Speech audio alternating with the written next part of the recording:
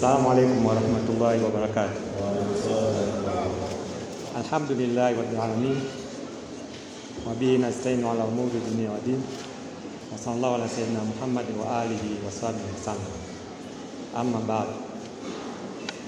Ndugu zangu, awali ya yote niwashukuru sana waandaaji wa hafla hii. Mimi nimesimama kwa niaba ya Shehe wa mkoa, Shehe Said Abdi. Shehe Said Abdi amepatwa na maradhi kwa muda, anaumwa. Kwa hiyo sote kwa pamoja tumuombee dua, Mwenyezi Mungu ampe afueni. Baada ya kutoa taarifa kuwa nimesimama kwa niaba ya Shehe wa mkoa, naomba niseme yafuatayo. Kwanza kabisa nimshukuru mgeni rasmi Waziri Jafo kwa kuchukua muda wake na kuja kushiriki nasi. Najua ana mambo mengi kama alivyosema mbunge wetu.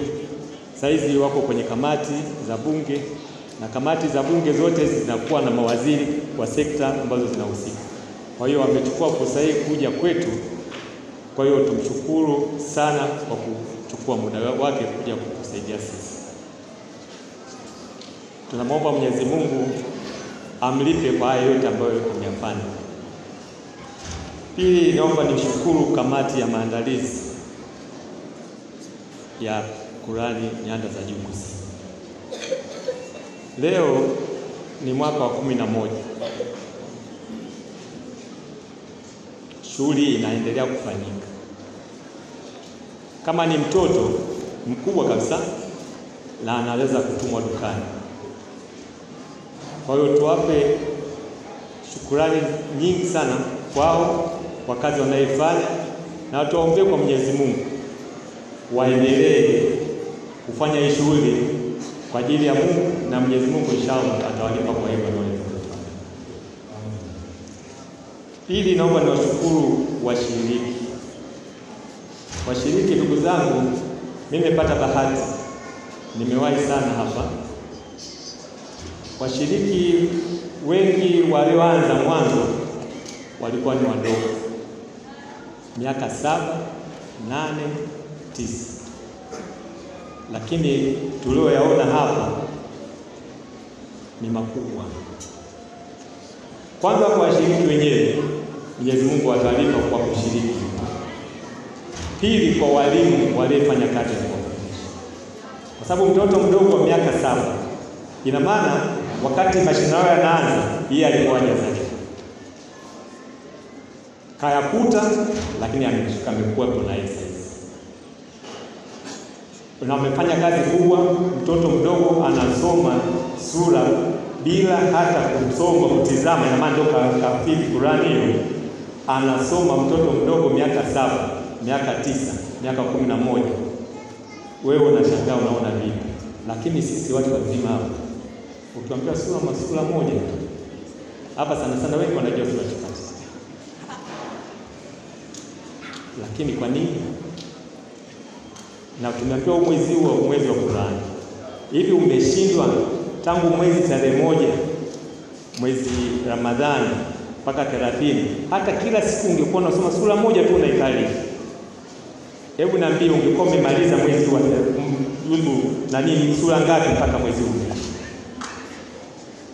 Kwa hiyo ndugu zangu, naombeni sana haya ambao watoto wameyafanya, na sisi hebu tuone wivu, tuone wivu mzuri. Kama watoto wadogo wameweza kuhifadhi, hivi wewe mkubwa unashindwa nini? Tulikuwa tukiongea na shehe pale, tukasema hivi, wengi tunaenda kusali. Siku imamu amekwama kidogo, swala ya dhuhuri la asiri, wale wanaweza kwenda kujitokeza pale. Niambie magharibi, isha, asubuhi, watu wanakuta wanarudi nyuma, kila mmoja anashindwa nani aende kwanza. Kwa nini? Kwa sababu anajua ataenda kusema nini. Kwa sababu ile ni sura zinatakiwa zisome kwa sauti, na uchukui msahafu pale wala uchukui vizuri. Kwa hivyo tujitahidi ndugu zangu, kwa siku zilizobakia hizi tufanye kazi hiyo. Angalau ukichelewa hujachelewa kwa sababu bado upo. Unajua, niwapeni story moja. Kuna watoto walianza kusoma vizuri tangu darasa la kwanza, anashika nafasi ya kwanza, ya pili, ya kwanza, ya pili, mpaka anafika darasa la 7. Mtihani wa mwisho wa darasa la 7 akachukua wa mwisho, yule wa mwisho akachukua wa kwanza. Nani aliyekuwa amefaulu? Yule wa siku zote alikuwa anashika nafasi ya kwanza au mimi? Huyu ambaye hata sasa hivi, anza sasa hivi leo, siku zimbakia chache, lakini anza kuzitumia ili uweze kufanikiwa. Tatu, naomba niwashukuru sana nyinyi wote mlioweza kuhudhuria hapa, kwa sababu watoto wakiona hivi wanaona tunalolifanya ni jambo la msingi na jambo la maana. Kwa hiyo naombeni kwa Mwenyezi Mungu awapeni nguvu, na siku zingine tukisema watu waje, kama alivyosema Sheikh Bakari, ukumbi huu ni mdogo sana, itakiwa watu wajae mpaka tutafute viti vingine, na ikiwezekana siku nyingine tuhame hapa twende Samora ili tuweze kukutana wengi zaidi kuliko tunakutana hapa leo. Mwenyezi Mungu awape tawfiki ili muweze kubali na kuja siku nyingine tujae ukumbi huu, na hatimaye waandaaji waone ukumbi huu ni mdogo.